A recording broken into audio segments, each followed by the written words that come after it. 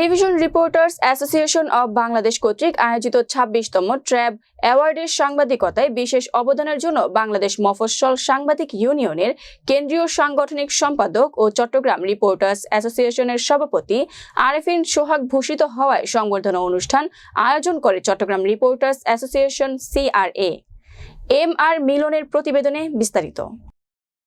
সোমবার সন্ধ্যায় সংগঠনের কার্যালয়ে চট্টগ্রাম রিপোর্টার্স অ্যাসোসিয়েশন সাধারণ সম্পাদক নুরুল আমিন খোকনের সভাপতিত্বে প্রচার সম্পাদক রুমেন চৌধুরীর সঞ্চালনায় উপস্থিত ছিলেন অ্যাসোসিয়েশনের সভাপতি ও সংবর্ধিত অতিথি ২৬তম ট্র্যাব অ্যাওয়ার্ড প্রাপ্ত সাংবাদিক আরেফিন সোহাগ।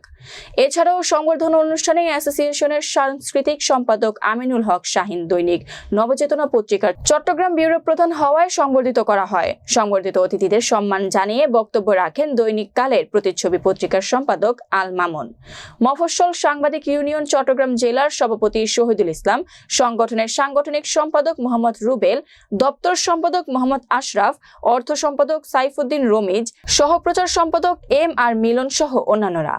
পরে সংবর্ধিত অতিথি সংগঠনের সভাপতি আরেফিন সোহাগ ও নবচেতনা পত্রিকার চট্টগ্রাম ব্যুরো প্রধান আমিনুল হক শাহিনকে ফুল দিয়ে সংবর্ধনা দেন অতিথি সহ CRA সাংগঠনিক নেতৃবৃন্দরা।